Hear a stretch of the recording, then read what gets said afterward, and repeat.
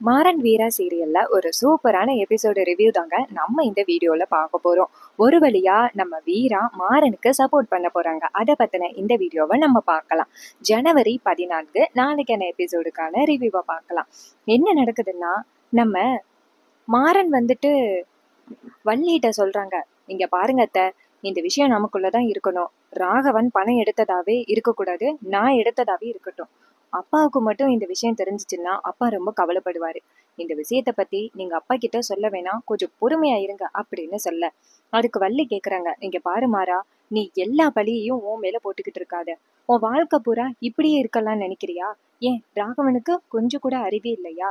ஏன் ராகவா, இந்த காசை மாறனோட ரூம்ல போட்டா மாறனை தானே சந்தேகப்படுவாங்க, அது கூடயே உனக்கு தெரியாது? அந்த அளவுக்கா நீ விவரம் இல்லாம இருக்க? எனக்கு என்னமோ நீ செய்யறத பார்த்தா எல்லாத்தையுமே மாறன் மேல பழிய போட்டுட்டு நீ மட்டும் சந்தோஷமா உன் வாழ்க்கையை வாழலான்னு நினைச்சுக்கிட்டு இருக்க போல. இதெல்லாம் ரொம்ப பெரிய அநியாயம். வேணும்னா அந்த பழிய மாறன் தாங்கிக்கலாம், ஆனா இதையும் அவன் தாங்கிக்கணும் அப்படின்னு அவசியமே கிடையாது. நீ பண்றது ரொம்ப மோசம் ராகவா. இங்க பாரு, நீ போயிட்டு அண்ணன்ட்ட சொல்லு, நான் தான் காசு எடுத்தேன்னு சொல்லு அப்படின்னு. அதுக்கு மாறன் சொல்றாரு, அத்தை, அப்பா வந்துட்டு நான் தான் காசு எடுத்தேன் அப்படின்னு நினைச்சுக்கிட்டாரு. அப்படியே இருக்கட்டும், இப்ப மட்டும் அண்ணன் காசு எடுத்தாரு அப்படின்னு தெரிஞ்சிச்சுன்னா அப்பாவால தாங்கிக்கவே முடியாது. என் மேல உள்ள நம்பிக்கையை விட ராகவன் மேலதான் அவர் ரொம்ப நம்பிக்கை வச்சிருக்காரு. அவன் காசை எடுத்தான் அப்படின்னு தெரிஞ்சிச்சுன்னா அவர் மனசு உடைஞ்சு போயிருவாரு அப்படின்னு மாறன் வழக்கம் போல எல்லா பழியையும் தாமலையே வாங்கிக்கிட்டு அந்த ராகவனுக்காக இப்படிப்பட்ட ஒரு விஷயத்த பண்றாரு. ராமச்சந்திரன் மாறனை வீட்டை விட்டு வெளியில போக சொல்லிட்டாரு. அதனால மாறன் அவரோட திங்ஸ் எல்லாம் எடுத்துட்டு வெளியில வராரு. அப்ப நம்ம வள்ளி நேரா வீராவை பார்த்து, இங்க பாருடா, உன்னை நம்பி ஒரு பொண்ணு இருக்கா அப்படின்னு. மாறன் சொல்றாரு, என்ன நம்பியா? இவ நான் எப்ப வீட்டை விட்டு வெளில போவேன் அப்படின்னு நினைச்சுக்கிட்டு இருக்கா. அதனால அப்பாவை விட சந்தோஷப்பட போறது இவதான் அப்படின்னு சொல்லிட்டு மாறன் அந்த இடத்துல இருந்து போறாரு. வீரா வந்துட்டு மாறன் கிட்ட கோவமா இருக்கிற மாதிரி ஜஸ்ட் நடிச்சுக்கிட்டு தான் இருக்காங்க. வீராவுக்கும் ஒரு பக்கம் மாறன் நல்லவனா இருப்பானோ அப்படின்னு அப்பையில இருந்து தோணிக்கிட்டு இருக்கு. இந்த கேஸ் எப்ப வந்துச்சோ அப்பையில இருந்து ராகவனையும் மாறனையும் நம்ம வீரா பாத்துக்கிட்டு தான் இருக்காங்க. கண்டிப்பா ஏதோ ஒரு தப்பு இருக்கு அப்படிங்கிறது மட்டும் வீராவுக்கு தெரியுது. ஆனா என்ன தப்பு அப்படிங்கிறது தான் இது வரைக்கும் வீராவால கண்டுபிடிக்க முடியல. நம்ம மாறன் நேரா ராகவன்ட்ட, இங்க பாரு ராகவா, நானே காசு எடுத்ததா இருக்கட்டும், யாரு இந்த விஷயத்த வெளியில கொண்டு வராதீங்க அப்படின்னு சொல்லிட்டு மாறன் அந்த இடத்துல இருந்து போறாரு. அப்ப ராமச்சந்திரன் உட்கார்ந்துருக்காரு. அப்ப நம்ம மாறன் பைய எடுத்துக்கிட்டு வராரு. வள்ளி சொல்றாங்க, இங்க பாருண்ணா, நீ பண்றது ரொம்ப பெரிய தப்பு. நம்ம பிள்ளை தானே காசு எடுத்தான், அவனை எதுக்குண்ணா நீ வீட்டை விட்டு வெளியில அனுப்புற அப்படின்னு. ராமச்சந்திரன் சொல்றாரு, எவ்வளவு தைரியம் இருந்தா அவன் வீட்டுக்குள்ள இருந்து காசு எடுப்பான்? ஏதாவது காசு வேணும்னா என்கிட்ட கேட்கலாம்ல, கேட்கறதுக்கு சம்பளம் கொடுக்கலையா? என்ன கதை சொல்றான் இவன்? வேற ஏதோ ஒரு பெரிய பிரச்சனையில சிக்கிட்டு இருக்கான், அது என்ன பிரச்சனை அப்படின்னு என்கிட்ட சொல்ல மாட்டேங்கிறான் அப்படின்னு. அப்ப மாறன் சொல்றாரு, நான் எல்லாம் எந்த பிரச்சனையும் சிக்கல, எனக்கு அவசரமா கொஞ்சம் காசு தேவைப்பட்டுச்சு, அதனாலதான் நான் எடுத்தேன் அப்படின்னு. அப்ப ராமச்சந்திரன் சொல்றாரு, பாத்தியா வள்ளி, இப்ப கூட எவ்வளவு திமிரா பேசுறத, ஏன் காசு எடுத்த ஏதாவது பிரச்சனையான்னு அவனுக்கு சப்போர்ட்டா தான் நம்ம கேட்டுக்கிட்டு இருக்கோம், ஆனா அப்ப கூட அவன் திமிராதான் பேசுறான் அப்படின்னு. வள்ளி நேரா மாறனை பார்த்து, மாறா நீ அமைதியா இரு அப்படின்னு. அப்ப மாறன் சொல்றாரு, அத்தை, இதுக்கு மேல நான் இங்க இல்ல, அப்பாதான் என்னை வீட்டை விட்டு வெளில போக சொல்லிட்டாருல, நான் போறேன் அப்படின்னு சொல்லிட்டு மாறன் அந்த இடத்துல இருந்து வெளியில போறாரு. அப்ப டக்குன்னு நம்ம வீரா மாறனை கூப்பிடுறாங்க. மாறன், ஒரு நிமிஷம் நில்லு அப்படின்னு. இதை கேட்டதோட ராகவன் அதிர்ச்சி ஆகுறாரு. மாறனை வெளியில போக சொல்ற வரைக்கும் ராகவன் அமைதியாவே தான் இருக்காரு. இந்த மாதிரி ஒருத்தரை நான் பார்த்ததே கிடையாது. தம்பி தன்னை காப்பாத்துறதுக்காக தான் இப்படி ஒரு வேலையை பண்றாரு, ஆனா தான் தம்பியை காப்பாத்தணும் அப்படின்னு ராகவனுக்கு துளி கூட தோணவே இல்லை. கூடவே இந்த கண்மணியும் ஏத்தி கொடுக்குறாங்க. சொந்த வீட்டுக்குள்ளேயே திருடுறாரா, சொந்த வீட்டுக்குள்ளேயே காசு கேக்குறாரா அப்படின்னு கண்மணி மாறனை பத்தி சொல்லிக்கிட்டே தான் இருக்காங்க. மாறனை எப்ப வீட்டை விட்டு துரத்தலாம் அப்படிங்கிறது தான் கண்மணியோட பெரிய பிளானே. அது இப்ப சூப்பரா நிறைவேறிடுச்சு கண்மணிக்கு. மாறன் வீட்டை விட்டு போனதோட வீராவுக்கு வேற கல்யாணம் பண்ணி வைக்கிறது தான் கண்மணியோட பயங்கர பிளான். அது நிறைவேறின மாதிரி தானே மாறன் வீட்டை விட்டு போனா. ராகவன் எதுவுமே சொல்லாம அமைதியாவே இருக்காரு. நம்ம வீரா செம கோவப்படுறாங்க, இந்த மாதிரி ஒரு அண்ணனை நான் பார்த்ததே கிடையாது அப்படின்னு. வீரா டக்குன்னு, மாறன் ஒரு நிமிஷம் நில்லு அப்படின்னு சொல்ல மாறன் நிக்கிறாரு. அப்ப ராமச்சந்திரன் கேக்குறாரு, என்னம்மா, வழக்கம் போல அவனுக்கு நீ சப்போர்ட் பண்ண போறியா அப்படின்னு. அப்ப வீரா சொல்றாங்க, இல்ல மாமா, யாரு பக்கம் நியாயம் இருக்கோ அதை பத்தி பேச போறேன் அப்படின்னு. இது கேட்டதோட ராகவன் அதிர்ச்சி ஆகுறாரு. அப்ப கண்மணி கேக்குறாங்க, என்ன வீரா, யாரு பக்கம் என்ன நியாயம் இருக்குன்னு பேச போற? யாருக்குமே தெரியாம மாமாவோட ரூம்குள்ள போயிட்டு 10 லட்ச ரூபா பணத்தை எடுத்திருக்காரு, இதெல்லாம் சாதாரண விஷயமா? இதுக்கு முன்னாடி நம்ம எல்லாம் இல்லாதப்போ எவ்வளோ பணத்தை மாறன் எடுத்தாரோ இப்பதான் கையும் களவுமா பிடிச்சிருக்காங்க அப்படின்னு. அப்ப வள்ளி நேரா கண்மணியை பார்த்து, ஏய், அவன் அப்பனோட காசை அவன் எடுக்கிறான், உனக்கு என்ன அப்படின்னு. அப்ப கண்மணி சொல்றாங்க, அது சரி, இப்படியே ஆளாளுக்கு காசை எடுத்துக்கிட்டு இருந்தா அப்புறம் நாளை பின்ன கணக்குன்னு வந்தா ஏன் புருஷனாதானே எல்லாரும் கேட்பீங்க அப்படின்னு. இது கேட்டதோட வள்ளி நினைக்கிறாங்க, உன் புருஷன் தாண்டி காசை எடுத்துக்கிட்டே தெரியாத மாதிரி நடிக்கிறது அப்படின்னு. அப்ப கண்மணி சொல்றாங்க, மாமா, இதெல்லாம் சாதாரண தப்பே கிடையாது, இது ஒரு பெரிய திருட்டு பட்டம். வீட்டுக்குள்ளேயே இருந்துகிட்டு திருட்டு வேலை பண்ணியிருக்காங்கன்னா அதெல்லாம் சாதாரண விஷயமே கிடையாது. மாமா, மறுபடியும் நீங்க மாறனை வீட்டுக்குள்ள கூப்பிட்டீங்கன்னா கண்டிப்பா அது ரொம்ப பெரிய பிரச்சனை ஆகிரும். இதுக்கப்புறமா வேற ஏதாவது திருடி அப்புறம் இந்த மாதிரி பிரச்சனை ஆகும், தேவையில்ல மாமா அப்படின்னு. அப்ப ராமச்சந்திரன் சொல்றாரு, கண்மணி, நீ சொல்றது சரிதாம்மா, இதுக்கு மேலே இவனை நான் மன்னிக்க முடியாது. இவனை நம்பி ஒரு பொண்ணு இருக்கா, இவனும் திருந்துவான் அப்படின்னு பாத்துக்கிட்டு இருக்கேன், ஆனா திருந்துற மாதிரி தெரியல. இதுக்கு மேலே இவனுக்கு நான் ஒரு வாய்ப்பு கொடுக்கறது அது என்னோட முட்டாள்தனம் அப்படின்னு. அப்ப வீரா சொல்றாங்க, மாமா, நான் ஒரு நிமிஷம் பேசலாமா அப்படின்னு. ராமச்சந்திரன் கேக்குறாரு, என்னம்மா சொல்ல போற, மாறனுக்கு சப்போர்ட்டா தான் பேச போற அப்படின்னு. அப்ப வீரா சொல்றாங்க, மாமா, அந்த காசு எப்படி காணாம போனுச்சு அப்படிங்கிறது எனக்கு தெரியும் அப்படின்னு. இது கேட்டதோட ராமச்சந்திரன் கேக்குறாரு, என்னம்மா சொல்ற அப்படின்னு. அப்ப நம்ம வீரா நேரா ராகவனை பார்க்க ராகவனுக்கு கை கால்லாம் நடுங்குது. அப்ப ராகவன் நேரா வீராவை பார்த்து, வீரா, நீ எதுக்கு என்ன பாக்குற அப்படின்னு. அப்ப கண்மணி கேக்குறாங்க, என்ன வீரா, என் புருஷன் மேல பழி போடலான்னு நினைக்கிறியா அப்படின்னு. அப்ப வீரா சொல்றாங்க, நினைக்கலாம் இல்ல, நடந்ததே அதான். காசை மாமா எடுத்து பைக்குள்ள வச்சு என் ரூமுக்குள்ள கொண்டாந்து வச்சத நான் என் கண்ணால பார்த்தேன் அப்படின்னு.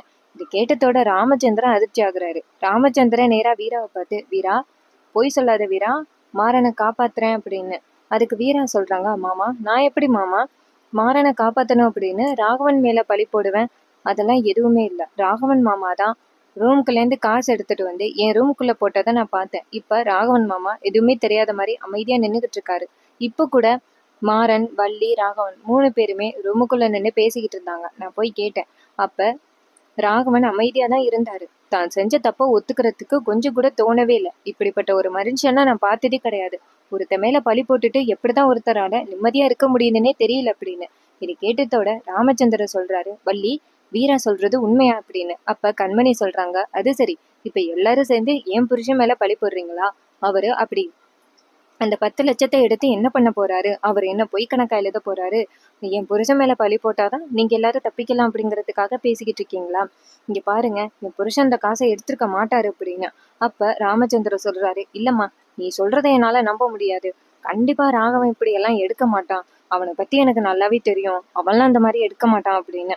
அப்ப வள்ளி சொல்றாங்க, அண்ணா, ராகவன் இப்ப என்கிட்ட ஒத்துக்கிட்டான், அந்த காசை அவன் தான் எடுத்தேன்னு இப்பதானா ஒத்துக்கிட்டான் அப்படின்னு. இது கேட்டதோட ராமச்சந்திரன் அதிர்ச்சி ஆகுறாரு. என்னம்மா வள்ளி சொல்ற அப்படின்னு. அப்ப வள்ளி சொல்றாங்க, ஆமண்ணா, இப்பதான் கொஞ்ச நேரத்துக்கு முன்னாடி ராகவன் என்கிட்ட ஒத்துக்கிட்டான்.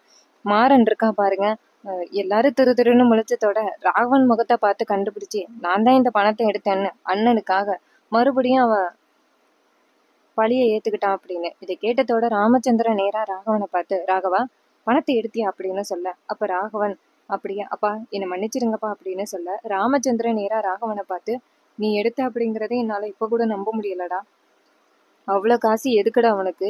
ஒருவேளை நீ ஏதாவது பிரச்சனையில மாட்டிக்கிட்டு இருக்கியா அப்படின்னு. அப்ப ராகவன் சொல்றாரு, இல்லப்பா, ஒரு கம்பெனிக்கு நான் காசு கொடுத்துருந்தேன், அது திருப்பி வரல, அதனாலதான் அந்த காசு என்னாச்சு அப்படிங்கிறத பாக்குறதுக்காக நான் இந்த காசை கொடுக்கணும் அப்படின்னு. இது கேட்டதோட ராமச்சந்திரன் சொல்றாரு, இங்க பாரு, அப்படி பெண்டிங்ல எந்த கம்பெனிலையும் இல்ல, நீ எங்க காசு கொடுத்த, என்ன நடந்துச்சு சொல்லுடா அப்படின்னு. ஆனா ராகவன் சொல்றாரு, அப்பா, என்னை மன்னிச்சிருங்கப்பா அப்படின்னு சொல்லிட்டு, எனக்கு அந்த காசு தேவைப்பட்டுச்சு, அதனாலதான் நான் வாங்கினேன், ஒருத்தர்கிட்ட கடன் வாங்கியிருந்தேன் அப்படின்னு. அப்ப கண்மணி சொல்றாங்க, நீங்க பாருங்க, உங்க தம்பிக்காக நீங்க பழியை ஏத்துக்கணும் அப்படின்லாம் அவசியமே கிடையாது. நீங்க அந்த காசை எடுக்கலைன்னா இப்பவே எடுக்கலைன்னு ஒத்துக்கிடுங்க. உங்க தம்பிக்காகவெல்லாம் நீங்க வந்துட்டு இப்படி ஒத்துக்க வேணாம் அப்படின்னு. அப்ப ராகவன் சொல்றாரு, சாரி கண்மணி, என்னை மன்னிச்சிரு அப்படின்ட்டு கையெடுத்து கும்பிட்டுட்டு, நான் தான் அந்த காசை எடுத்தேன் அப்படின்னு. இதை கேட்டதோட கண்மணிக்கு பேரதிர்ச்சி ஆகுது. அப்ப ராமச்சந்திரன் நேரா ராகவனை பார்த்து, நீ இப்படி பண்ணுவேன்னு நான் எதிர்பார்க்கவே இல்லை அப்படின்னு. அப்ப மாறன் டக்குன்னு, இங்க பாரு ராகவா, நீ எதுக்கு தேவையில்லாம ஒத்துக்கிற? இங்க பாரு, அந்த காசை எடுத்ததே நான் தான், நீங்களும் தேவையில்லாம பிரச்சனை பண்ணாதீங்க அப்படின்னு.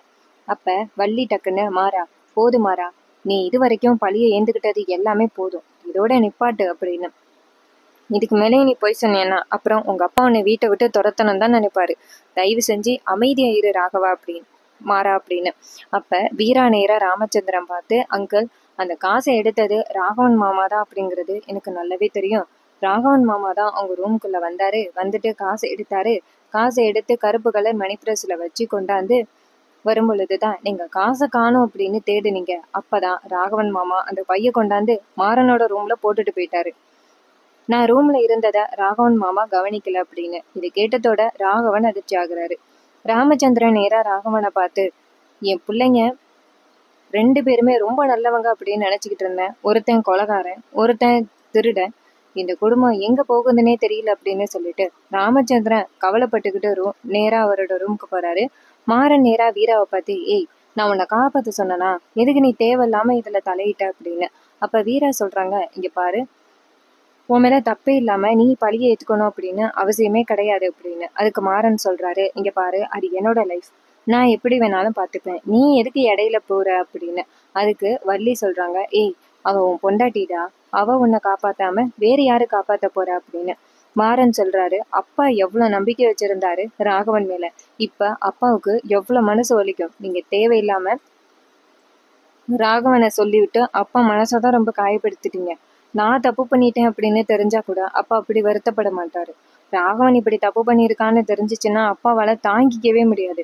நீங்க 2 பேருமே சேர்ந்து முட்டாள்தனமான ஒரு முடிவு எடுத்துட்டீங்க அப்படின்னு சொல்ல, இது கேட்டுட்டு வீரா சொல்றாங்க, இங்க பாரு ராகவா, மாறா, அதுக்குன்ட்டு எல்லா தப்பையும் நீயே வாங்கிக்கணும் அப்படின்னு அவசியம் கிடையாது. உன் பக்கம் உள்ள நியாயத்தையும் பார்க்கணும்ல அப்படின்னு. அதுக்கு மாறன் சொல்றாரு, போதுமா, என் பக்கம் உள்ள நியாயத்தை பார்த்தது போதும் அப்படின்னு சொல்லிட்டு மாறன் பேக போட்டுட்டு அந்த இடத்துல இருந்து வெளியில போறாரு. அப்ப வள்ளி கூப்பிடுறாங்க, மாறா, எங்கடா போற, நில்லுடா அப்படின்னு. அப்ப மாறன் சொல்றாரு, விடுங்க, நான் போறேன் அப்படின்னு சொல்லிட்டு அந்த இடத்துல இருந்து போறாரு. அப்ப வள்ளி நேரா வீரா கிட்ட, பாத்தியா வீரா, அண்ணனுக்காக என்னெல்லாம் பண்ண முயற்சி பண்றான்னு, ஆனா அதுவே அவனுக்கு பாதகமா வந்து முடியுது. அதை பத்தி கொஞ்சம் கூட யோசனை பண்ணி பார்க்க மாட்டேங்கிறான். இந்த ராகவனுக்கு எதுக்காக இந்த 10 லட்சம், அதுவுமே எனக்கு தெரியல எதுக்காக அப்படின்னு. அதுக்கு வீரா சொல்றாங்க, கண்டிப்பா ராகவன் மாமா ஏதோ ஒரு பிரச்சனையில சிக்கியிருக்காங்க, அது என்ன பிரச்சனை அப்படிங்கிறது தெரியல அப்படின்னு. வள்ளி சொல்றாங்க, நீ இதை பத்தி மாறன் கிட்ட பேசு, கண்டிப்பா மாறனும் சேர்ந்து ராகவன் அப்படி என்ன பிரச்சனையில சிக்கிட்டு இருக்கான், சொல்ல முடியாத பிரச்சனையில சிக்கிட்டு இருக்கான் அப்படிங்கிறத மாறனும் கண்டுபிடிப்பா அப்படின்னு. இது கேட்டதோட வீராவும், ஆமா வள்ளியம்மா அப்படின்னு சொல்லிட்டு அந்த இடத்துல இருந்து போறாங்க. ராகவன் நேரா அவரோட ரூமுக்கு போக, கண்மணி நேரா ரூமுக்குள்ள போயிட்டு, நீங்களும் அங்க அந்த பணத்தை எடுத்தீங்க அப்படின்னு சொல்ல, ராகவன் நேரா கண்மணி கிட்ட, என்னை மன்னிச்சிரு கண்மணி, அவசரமா பணம் தேவைப்பட்டுச்சு, அதான் நான் எடுத்துட்டேன் அப்படின்னு. அப்ப கண்மணி சொல்றாங்க, சரி, நீங்க எடுத்தீங்க, உங்க பணம் நீங்க தானே எடுத்திருக்கீங்க, அப்ப உங்களுக்கு இந்த வீட்டுல சேஃப்டிக்குன்னு பணமே இல்லையா அப்படின்னு. அப்ப ராகவன் சொல்றாரு, ஆமா கண்மணி அப்படின்னு. கண்மணி கேக்குறாங்க, என்னங்க, அவ்வளவு பெரிய கடையோட ஓனர் நீங்க தான் அடுத்து ஓனராக போறீங்க, உங்க கையில ஒரு 2 லட்ச ரூபா பணம் கூட இல்லாம கணக்கு பண்ணி தான் எல்லாமே நடக்குதா? அப்ப உங்க அப்பா மட்டும் எவ்வளவு வேணாலும் செலவு பண்ணலாம், என்ன வேணாலும் பண்ணலாம், ஆனா நீங்க மட்டும் எவ்வளவு காசு வேணாலும் கேட்டு கேட்டு தான் எடுத்து யூஸ் பண்ணணுமா? நான் இதை கொஞ்சம் கூட எதிர்பார்க்கவே இல்லை. உங்களுக்கு மட்டும் இப்ப 20 ரூபா, 25 லட்ச ரூபான்னு கையில வச்சிருந்தீங்கன்னா இந்நேரம் உங்க அப்பா கிட்ட போய் எடுத்திருக்க வேண்டிய அவசியமும் இல்லை, நீங்க திருட்டு பள்ளி வாங்கியிருக்க வேண்டிய அவசியமும் இல்லை. என்னை பொறுத்த வரைக்கும் உங்க மேல தப்பே கிடையாது. ஏதோ அவசரத்துக்கு உங்களுக்கு பணம் தேவைப்பட்டுச்சிருக்கு, அதனாலதான் நீங்க போயிட்டு எடுத்திருக்கீங்க. ஆனா உங்க அப்பா இப்படி அவமானப்படுத்துவாருன்னு நான் நினைக்கவே இல்லை. இங்க பாருங்க, நாளைக்கே உங்க அப்பாட்ட பேசுறேன். எங்களுக்குன்னு பாக்கெட் மணின்னு ஒரு 25 லட்ச ரூபா வச்சிருந்தாதான் நாங்க குடும்பத்தை நடத்த முடியும் அப்படின்னு நான் கேட்டு வாங்குறேன் உங்களுக்காக அப்படின்னு. அப்ப ராகவன் சொல்றாரு, அப்ப கண்மணி, நான் பண்ணது உனக்கு தப்புன்னு தெரியலையா அப்படின்னு. அப்ப கண்மணி சொல்றாங்க, இங்க பாருங்க, நீங்க பண்ணது தப்பு கிடையாதுங்க, தப்ப தூண்டுனவங்க தான். என்னன்னா, இப்ப உங்களுக்கு 10 லட்ச ரூபா தேவைப்பட்டிருக்கு, ஆனா உங்களால கடையில ஒரு லட்ச ரூபா கூட எடுக்க முடியலைன்னா அந்த கடையில நீங்க ஜஸ்ட் வேலைக்கார மாதிரி தானே வேலை பார்த்துக்கிட்டு இருக்கீங்க, அப்படிப்பட்ட கடையில எதுக்கு நீங்க இருக்கணும் அப்படின்னு. இது கேட்டதோட ராகவன் அமைதியா இருக்காரு. அப்ப கண்மணி சொல்றாங்க, என்னங்க, உங்களுக்கான உரிமையை வாங்கி கொடுக்க வேண்டியது என் பொறுப்பு, நீங்க எதுக்கும் கவலைப்படாதீங்க அப்படின்னு சொல்ல, அப்ப ராகவன் நேரா கண்மணி கிட்ட, கண்மணி, நீ எனக்கு எப்படி சப்போர்ட்டா இருப்பேன்னு நான் எதிர்பார்க்கவே இல்லை அப்படின்னு. அப்ப கண்மணி சொல்றாங்க, இங்க பாருங்க, உங்க காசை நீங்க எடுத்திருக்கீங்க, அதுக்குமே இந்த வீட்டுல விளக்கம் கொடுக்க வேண்டியதா இருக்குல்ல, நான் பாத்துக்கிறேன், நீங்க கவலைப்படாதீங்க அப்படின்னு. இன்னொரு பக்கம் வள்ளி அங்கேருந்து ரூம்குள்ள வராங்க. வந்ததோட ராகவனை பார்த்து, ராகவா இங்க வா அப்படின்னு சொல்ல, ராகவன் இங்கேருந்து போயிட்டு, சொல்லுங்க அத்தை அப்படின்னு சொல்ல, அப்ப வள்ளி சொல்றாங்க, இங்க பாரு, நீ பண்ற எல்லா தப்புக்குமே மாறன் ஏத்துப்பான் அப்படின்னு நீ நினைச்சுக்கிட்டு இருக்காத. மாறனுக்கும் ஒரு வாழ்க்கை இருக்கு, அவனோட வாழ்க்கையும் பார்க்கணும்ல. நீ ஏதாவது தப்பு பண்ணியன்னா அதை உடனே உங்க அப்பா கிட்ட சொல்லி திருத்துறதுக்கு வழியை பாரு. இதுக்கு மேலேயும் மாறனோட வாழ்க்கைய தயவு செஞ்சு அழிச்சிடாத அப்படின்னு. ஸோ இதை கேட்டுட்டு ராகவன் சொல்றாரு, அத்தை என்னை மன்னிச்சிடுங்க, பதட்டத்துல என்ன பண்றதுன்னு தெரியாம இப்படி பண்ணிட்டேன் அப்படின்னு. அப்ப டக்குன்னு அந்த இடத்துக்கு கண்மணி வராங்க. கண்மணி வந்துட்டு நேரா வள்ளிய பார்த்து, இப்ப எதுக்கு நீங்க அவரை மிரட்டிக்கிட்டு இருக்கீங்க, அவர் அப்படி என்ன தப்பு பண்ணிட்டாரு அப்படின்னு. அப்ப வள்ளி சொல்றாங்க, வாமா, மாறன் தப்பு பண்ணிட்டான், காசை எடுத்துட்டான் அப்படின்னு தெரிஞ்ச போது அவனை இந்த வீட்டை விட்டே துரத்தணும் அப்படின்னு நீ தானே சொன்ன. இப்போ புருஷன் தப்பு பண்ணிட்டான் அப்படின்னு தெரிஞ்சதோட இதெல்லாம் பெரிய தப்பான்னு கேக்குறியே அப்படின்னு. அதுக்கு கண்மணி திரு திருன்னு முழிக்க, அப்ப வள்ளி சொல்றாங்க, இங்க பாரு ராகவா, இதுதான் உனக்கு கடைசி சான்ஸ். இதுக்கப்புறம் ஏதாவது தப்பு பண்ணிட்டு மாறன் மேல பழிய போடலாம் அப்படின்னு நினைச்சேன்னு வச்சுக்கேன், அப்புறம் இந்த வள்ளியம்மா உன்கிட்ட காலத்துக்கும் பேச மாட்டா அப்படின்னு சொல்லிட்டு வள்ளி கோவமா அந்த இடத்துல இருந்து போறாங்க. அப்ப கண்மணி நேரா ராகவனை பார்த்து, பாத்தீங்களா ஆள் அழுகு எப்படி மிரட்டிட்டு போறத, நீங்க பாருங்க, நீங்க எடுத்த அந்த 10 லட்ச ரூபா தப்பே கிடையாதுன்னு நான் இப்ப வேணும்னாலும் அடிச்சு சொல்லுவேன். இங்க பாருங்க, நீங்க கவலைப்படாதீங்க, பாத்துக்கலாம் அப்படின்னு. இதை கேட்டதோட ராகவனை, சரி கண்மணி, இதே மாதிரி நீ எல்லாத்துக்கும் எனக்கு சப்போர்ட்டா இருந்தா போதும் அப்படின்னு. அப்ப கண்மணி நினைக்கிறாங்க, உன்கிட்ட நான் கோச்சிக்கிட்டு சண்டை போட்டா என்ன நடக்கும், அப்புறம் உன்னை என் கைக்குள்ள போட முடியாதுல்ல, அதான் நீ என்ன தப்பு பண்ணாலும் உனக்கு ஆதரவா இருக்கிற மாதிரி இருந்து உன்னை இந்த வீட்டுக்கு எதிராக திருப்பி விடுறதுதான் என்னோட திட்டமே. இது தெரியாம நீ பேசிக்கிட்டு இருக்க அப்படின்னு நம்ம கண்மணி மனசுக்குள்ள நினைக்கிறாங்க. இன்னொரு பக்கம் மாறன் சோகமா வெளியில போயிட்டு நிக்க, வீரா இங்கேருந்து போயிட்டு மாறன் கிட்ட ஹலோ அப்படின்னு சொல்ல, மாறன் திரும்பி பார்த்து என்னடி வேணும் உனக்கு அப்படின்னு கேட்க, அப்ப வீரா சொல்றாங்க, என்ன பாஸ் ரொம்ப கோவமா இருக்க மாதிரி தெரியுது அப்படின்னு. மாறன் சொல்றாரு, நீங்க பாரு, நான் செம்ம காண்டில் இருக்கேன், போயிரு அப்படின்னு. அதுக்கு வீரா சொல்றாங்க, சரி அதை விடு, அந்த காண்டையெல்லாம் அப்புறம் வச்சுக்கலாம். ஆனா ராகவன் மாமா எதுக்காக அந்த 10 லட்ச ரூபா பணத்தை எடுத்தாரு அப்படின்னு உனக்கு ஏதாவது ஐடியா இருக்கா அப்படின்னு. மாறன் சொல்றாரு, அதான் எனக்கும் தெரியல, ஆனா ஒரு வாரமா அவன் ரொம்ப பதட்டமா இருக்கான், அவன் எதுக்காக பதட்டமா இருக்கான் அப்படிங்கறதே எனக்கு தெரியல, அது என்ன அப்படிங்கிறத ஃபர்ஸ்ட் கண்டுபிடிக்கணும் அப்படின்னு. அப்ப வீரா சொல்றாங்க, அதுக்கு நானும் ஹெல்ப் பண்றேன் அப்படின்னு. மாறன் சொல்றாரு, அம்மாடி அதெல்லாம் ஒண்ணு வேணாம், நான் என் வேலையை நான் பாத்துக்கிறேன், நீ போயிட்டு படிக்கிற வேலையை பாரு அப்படின்னு. அப்ப வீரா சொல்றாங்க, இல்ல இல்ல, ராகவன் மாமா அப்படி எதை கண்டுதான் பயப்படுறாரு அப்படிங்கிறத நான் கண்டுபிடிச்சே ஆவேன் அப்படின்னு. இது கேட்டதோட மாறன் சொல்றாரு, இங்க பாரு, நீ எதையும் கண்டுபிடிக்க வேணாம், அவன் எதுக்காக இந்த 10 லட்ச ரூபாவே எடுத்தான், யாருக்கிட்ட கொடுக்கறதுக்காக இதெல்லாம் பண்ணிக்கிட்டு இருக்கான் அப்படிங்கிறத நான் சீக்கிரம் கண்டுபிடிக்கிறேன், நீ போயிட்டு படி, சீக்கிரம் நீ கோல்டு மெடல் வாங்கணும்ல அப்படின்னு. அப்ப வீரா சொல்றாங்க, சரி பாப்போம் அப்படின்னு சொல்லிட்டு அந்த இடத்துல இருந்து போறாங்க. அப்ப மாறன் நினைக்கிறாரு, ஒருவேளை அந்த சாட்சி ஏதாவது ராகவனை மிரட்டுவானோ, உண்மையை சொல்லிடுவேன்னு சொல்லி, ஒருவேளை அப்படி கூட இருக்கலாம், முதல்ல அந்த சாட்சியை பிடிச்சி விசாரிக்கணும் அப்படின்னு ராகவன் நினைக்கிறாரு. அண்ட் இந்த ப்ரெடிக்ஷன் பிடிச்சிருந்துச்சுன்னா எங்கள் வீடியோக்கு ஒரு லைக் பண்ணிக்கோங்க, நம்ம சேனலை சப்ஸ்கிரைப் பண்ணிக்கோங்க, பக்கத்தில் உள்ள பெல் ஐக்கானை கிளிக் பண்ணி ஆல்னு செட் பண்ணிக்கோங்க. அப்போதாங்க புது புது வீடியோஸ் போடும் பொழுது எங்களுக்கு நோட்டிஃபிகேஷன் வரும்.